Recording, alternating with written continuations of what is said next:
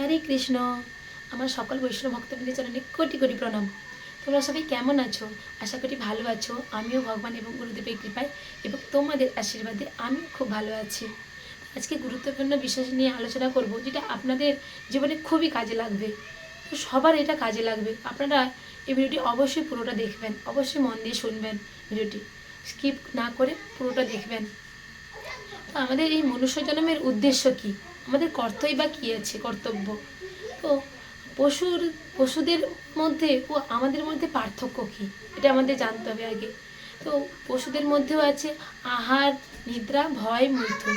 এই চারটি কাজ মানুষের মধ্যেও আছে, আহার, নিদ্রা, ভয়, মৈথুন।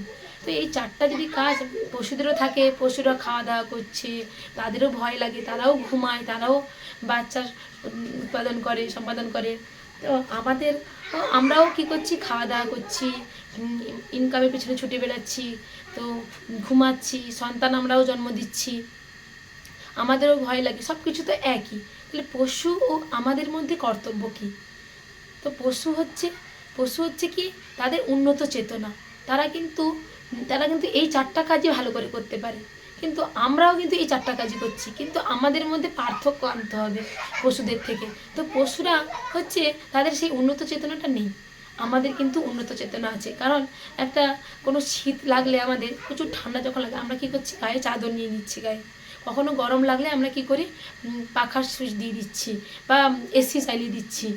তো ঠান্ডা ঘরে থাকছি আমরা, তো ঠান্ডা লাগছে, তখন গরম লাগছে, আবার এগুলো ঘুরিয়ে নিচ্ছি। তো আমাদের সেই চেতনাটা তো আমরা আছি, কিন্তু পশুদের কিন্তু সেই চেতনাটা নেই যে তারা সুইচ টিপে দিলে পাখা হবে গরমকালে, বা শীতকালে কী করছে যে চাদর মুড়ি দেবে বা সোয়েটার পরে নেবে। তাদের কিন্তু সেই ক্ষমতাটা কিন্তু নেই, কিন্তু আমাদের মধ্যে সেইটা আছে, কারণ আমাদের হচ্ছে উন্নত চেতনা। তো আমরা সেই জন্য করছি। আর কী আছে আমাদের, যে সেই উন্নত চেতনা নিয়ে আমাদের এই যে হাত দিয়েছে ভগবানকে, শুধু কি এই কাজ করা, এই খাওয়া দাওয়ার জন্য না, আমাদের এই ভগবানের সেবা করতে হবে। তো পশুরা কিন্তু খাওয়া দাওয়া করছে, সব কিছু করছে, কিন্তু তারা কিন্তু ভগবানের সেবা করতে পারে না। তারা কিন্তু এই কান দিয়ে ভগবানের নাম শ্রবণ করতে পারে না, এই মুখ দিয়ে ভগবানের নাম বলতে পারে না, এই হাত দিয়ে ভগবানের সেবা করতে পারে না, পা দিয়ে ভগবানের মন্দিরে যেতে পারে না, কিন্তু আমরা এইসব কাজগুলো করতে পারি। তো আমাদের আর পশুদের মধ্যে পার্থক্য বুঝতে পারছেন যে কতটা পার্থক্য। কিন্তু আমরা কি করছি, নিজেদের ইন্দ্রিয় তৃপ্তির জন্য, নিজেদের খাওয়া দাওয়া পরিপোষকের জন্য, ঘোরাফেরা, সব কিছু ইন্দ্রিয় তৃপ্তির জন্য কী হচ্ছে, আমরা ইনকাম করে বেড়াচ্ছি। ইনকাম তো আমাদের করতেই হবে জীবিকা নির্বাহ করার জন্য, কিন্তু তার সাথে সাথে আমরা যদি ভক্তি অনুশীলন করি, ভগবানের নাম স্মরণ করি, ভগবানের নাম নিই, তাহলে কত ভালো হয়। তা আমাদের যে ভগবান এই মনুষ্য জন্ম দিয়েছে, মনুষ্য জন্ম হচ্ছে দুর্লভ। তো যত 84 লক্ষ জনের মধ্যে এই মনুষ্য জন্ম হচ্ছে সব থেকে দুর্লভ। তো এই দুর্লভ মনুষ্য জন্মে আমরা বৃথা হারিয়ে দিচ্ছি। আমরা এই খাওয়া দাওয়া, ভয়, আহার, নিদ্রা, ভয়, মৈথুন, এই চারটা কাজেই আমাদের জীবন শেষ। এই করতে করতে সারা জীবন ইনকাম করে করে করে কী হচ্ছে, আমাদের জীবনটাই লাস্টে শেষ হচ্ছে। কিন্তু জীবনের মূল্য কী, আমরা জীবনের যে আমাদের উদ্দেশ্য কী, সেটাই আমরা জানছি না। কিন্তু জীবের স্বরূপ হয় কৃষ্ণের নিত্য দাস, কিন্তু আমরা সেটা ভুলে গেছি। ভগবানকে না সেবা করে মায়ার দাসত্ব করছি। কিন্তু আমরা যদি ভগবানের সেবা করি, কাজ কর্ম যা করছি করি, আমরা ইঞ্জিনিয়ার হব, ডাক্তার হব, স্কুল কলেজে আমরা প্রফেসর হব, পড়াবো, সব কিছু করি, ঘরের সংসারে আমরা রান্না বান্না করবো, কাজ করবো, সব কিছু করি।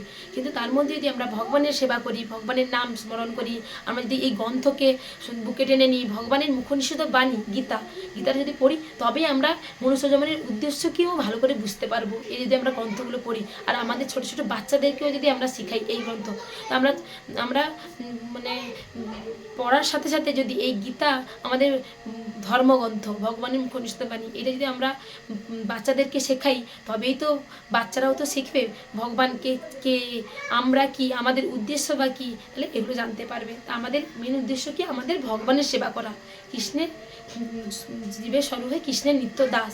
তা আমাদের উচিত ভগবানের সেবা করা। তো বুঝতে পারছেন যে পশুরা কিন্তু এগুলো কিছু করতে পারে না, কিন্তু আমরা এই জন্মেই কিন্তু ভগবত ধামে যেতে পারি। সব মুক্তি হচ্ছে, আমরা এই জন্মেই মুক্তি পেতে পারি, আমরা ভগবত ধাম বা বৈকুণ্ঠ ধাম যেতে পারি, গোলক বৃন্দাবন। কিন্তু অন্য কোনো পশুতে, অন্য কোনো জনিতে কিন্তু, জীব প্রজাতিতে কিন্তু ভগবত ধামে যাওয়া যায় না। এই মনুষ্য জন্মেই কিন্তু ভগবত ধামে যাওয়া যায়। তো এই মনুষ্য জন্মটাকে দুর্লভ, এই মনুষ্য জন্ম সার্থক করতে আমাদের ভগবানের নাম নিতে হবে, আমাদের ভক্তি অনুসরণ করতে হবে, তবে আমাদের মনুষ্য জীবন সার্থক হবে। তো বুঝতে পারছেন যে আমাদের মনুষ্য জীবনের কর্তব্য কী? পশুদের মধ্যে আমাদের কতটা আলাদা ফারাক। তো পশুরা কিন্তু এইসব কিছুই করতে পারে না, বুঝতে পারছেন তাহলে কতটা ফারাক। তো হরে কৃষ্ণ, যদি ভালো লেগে থাকে অবশ্যই লাইক কমেন্ট করবেন, অবশ্যই যদি নতুন হয়ে থাকে চ্যানেলটিকে অবশ্যই সাবস্ক্রাইব করে পাশে থাকবেন। হরে কৃষ্ণ, রাধে রাধে।